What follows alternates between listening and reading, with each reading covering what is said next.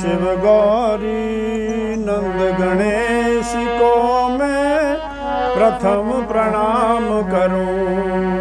शिव गौरी नंद गणेश को मैं प्रथम प्रणाम करूं।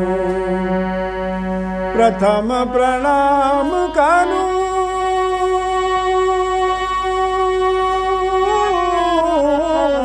प्रथम प्रणाम करूं। मैं प्रथम प्रणाम करूं। शिव गौरी नंद गणेश को मैं प्रथम प्रणाम करूं। पार्वती है माता जिनकी, पिता है जिनके महेश। सब देवों में देव तुम ही हो, तीनों लोग के ईश। शिव गौरी नंद गणेश को मैं प्रथम प्रणाम करूं। शीश गजानन मुकुट विराजे, सुंदर बदन सुदेश। पार्वती है माता जिनकी, पिता है जिनके महेश। पार्वती है माता जिनके, पिता है जिनके महेश। पिता है जिनके महेश। शिव गौरी नंद गणेश को मैं प्रथम प्रणाम करूं। विघ्न हरण मंगल के दाता, काटो नाथ कलेश।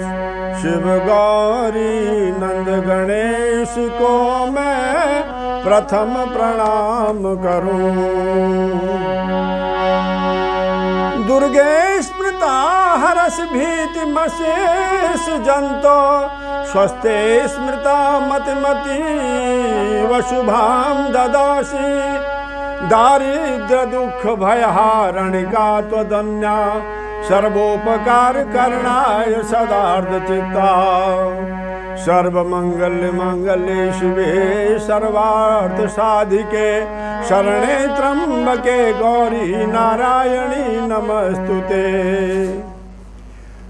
कल 13 अप्रैल से हमारे भारतवर्ष में एक ऐसा संयोग आ रहा है कि जिसमें बैसाखी का पर्व और नवरात्रा, नव संवत्सर, नए वर्ष का प्रारंभ एक साथ हो रहा है। बंगाल में, पंजाब में, उत्तराखंड में, हिमाचल में इनका नया वर्ष इसी से शुरू होता है, बैसाखी से। और हर्ष उल्लास के साथ लोग इसमें उत्सव मनाते हैं। और कल सौभाग्य से, कल से नवरात्रे, ग्रीष्मकालीन नवरात्रे, राम नवरात्रे कल से प्रारंभ हो रहे हैं। दोनों उत्सव एक साथ आ रहे हैं। तो हम माँ भगवती से, श्री रामचंद्र के चरणों में और भगवती से ये प्रार्थना करते हैं कि हमारे भारतवर्ष में या विश्व में जो ये दुष्ट कोरोना ने सारे संसार को अस्त व्यस्त त्रस्त कर दिया है, इसका विनाश हो। सभी लोग माँ भवानी से, श्री रामचंद्र से ये प्रार्थना करेंगे।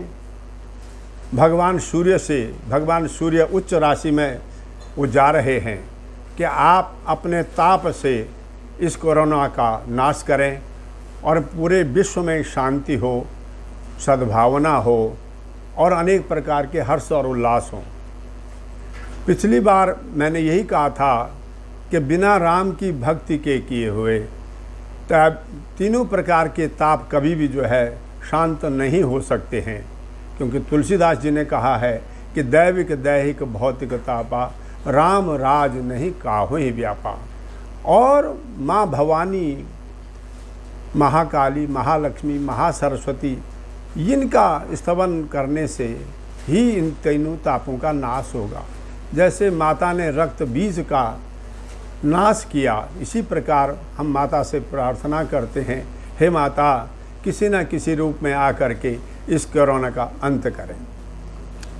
पिछली बार हमने श्री रामचंद्र जी को जनकपुर तक पहुंचा दिया था, पिछले के उसमें हमने एपिसोड में, और भगवान श्री राम धनुष के निकट पहुंच गए थे और जनक जी ने इस संसार को पृथ्वी से वीरों को रिक्त मान लिया था, जिससे लक्ष्मण क्रोधित हो गए थे। दोनों भाइयों में संवाद हुआ और श्री रामचंद्र जी ने समझाया कि भैया धैर्य रखो, अभी जनक हमको नहीं पहचाना है। अगले दिन दोनों भाई घूमते फिरते वाटिका में गए, वहीं सीता जी भी गौरी मंदिर में गई और वहाँ पर लक्ष्मण कहते हैं, भ्राता यह कैसी फूल रही फुलवारी, इस फुलवारी के रंग बिरंग की क्यारी, नव पल्लव फल फूल मनोहर नाना, खिल रहा केवड़ा गुलाब अलबेला। इतने में जब लक्ष्मण जी अपने भाई को उस क्यारी के बारे में बता रहे थे, इतने में सीता जी सखियों के साथ गौरी मंदिर में आ रही हैं। ये ईश्वर का एक विधान है कि वहाँ दोनों की दृष्टि मिलती है और दोनों में ये दूसरे को एक होने का मन में आभास होता है। तब लक्ष्मण जी कहते हैं, देखो जी देखो महाराज ललनी, देखो जी देखो महाराज ललनी, ललित चलित चितवन अतनी की, फिरत कवन से काज यह ललनी, देखो जी देखो महाराज ललनी। दोनों भाई वाटिका में गुरु विश्वामित्र की पूजा के लिए फूल लेने गए थे और नाथ लखनपुर देखन चाही, मुनि संकोच बस कही नहीं सकी। इच्छा तो राम की भी हो रही थी, लेकिन लक्ष्मण का बहाना लेकर विश्वामित्र से आज्ञा लेकर दोनों वन वाटिका में गए थे और पुष्प लाए, और वहाँ से सीता जी ने श्री राम को देखा और राम ने सीता को, एक दूसरे को उनका एक स्नेह भरी दृष्टि से देखा। इसके बाद दोनों भाई अपने गुरु जी के फूल लाए और सुफल मनोरथ हो तुम्हारे, राम लखन सुनि भय सुखारे। गुरु जी ने कहा, हे राम तुम्हारा मनोरथ सफल हो, और इस आशीर्वाद को सुनकर राम और लक्ष्मण प्रसन्न हो गए। अब जब रामचंद्र जी ने धनुष के सन्मुख खड़े हो गए और चारों तरफ राजाओं ने तिल भर भी जब धनुष को नहीं उठा सका, और लक्ष्मण जी ने कह दिया कि पृथ्वी को ही मैं उलट सकता हूँ, धनुष तो क्या चीज़ है। तो अब रामचंद्र जी ने जब देखा, तब विश्वामित्र जी कहते हैं,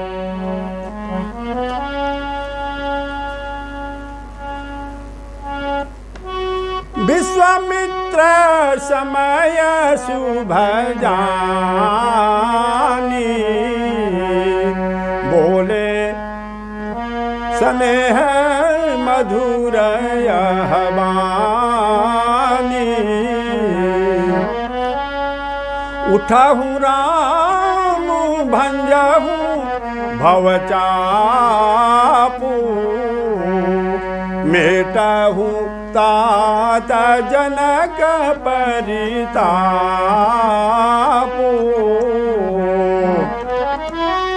सुनि गुरु बचन चरण सिरनावा, हर्ष विषाद न कछु रआवा,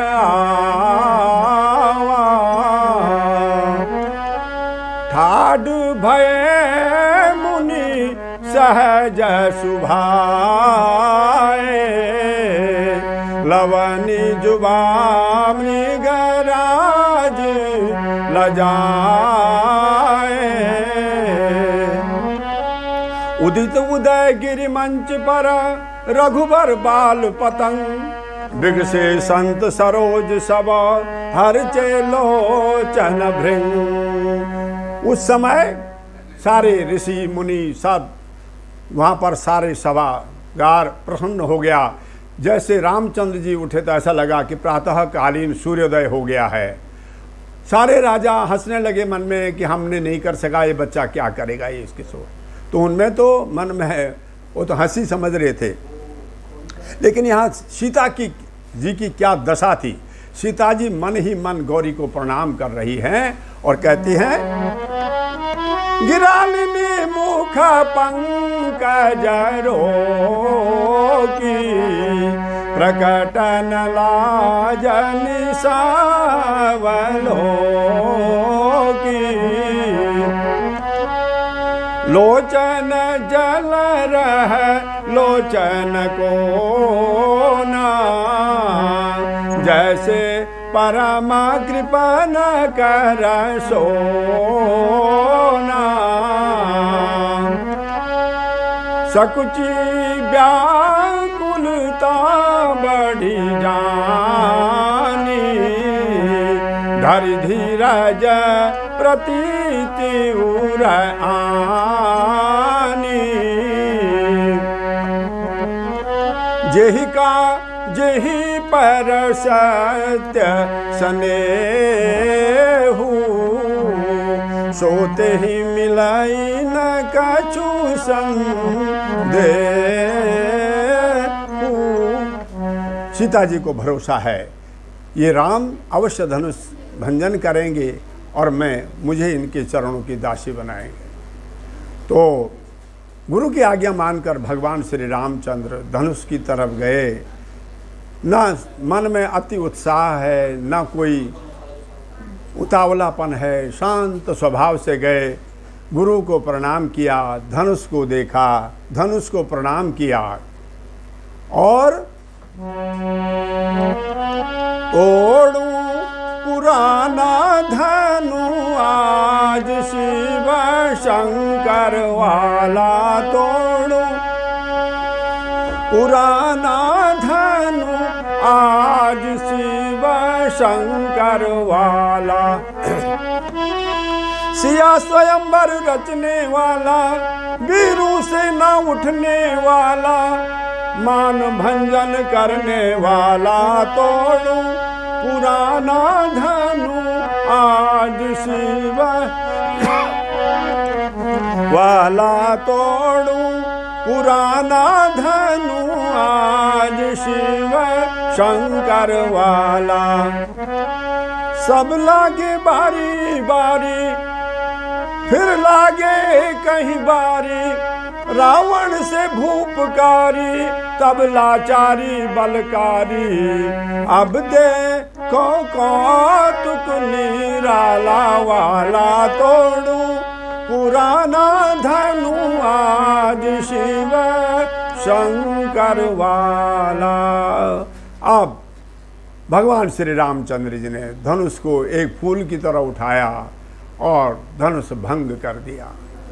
सारी सभा में आनंद छा गया और सारे राजा अपने आपस में कोलाहल करने लग गए, एक दूसरे को देखने लगे। सुनैना सीता उनकी सखियां हर्षित हो गई। चारों तरफ खुशी के माहौल हो गया, आनंद ही आनंद की वर्षा होने लग गई और राजा जनक प्रसन्न हो गए। उनकी जो धनुष यज्ञ का जो उन्होंने प्रण किया था, जब उन्होंने कह दिया था कि अनजान होकर प्रण किया अन ब्याह रह गई अवसिया, उसका उनको एक अत्यंत सुख मिला और भगवान राम जी ने धनुष का भंजन कर दिया। अब आगे का जो आगे के बारे में जो भी चिंतन विषय होगा हम आगे कहेंगे। मेरा मतलब है कि हम राम की चर्चा को करते रहें। जब राम चर्चा हर घर में पूरे भारत में होती रहेगी तो ये कोरोना रूपी राक्षस स्वयं ही विध्वंस हो जाएगा, भाग जाएगा।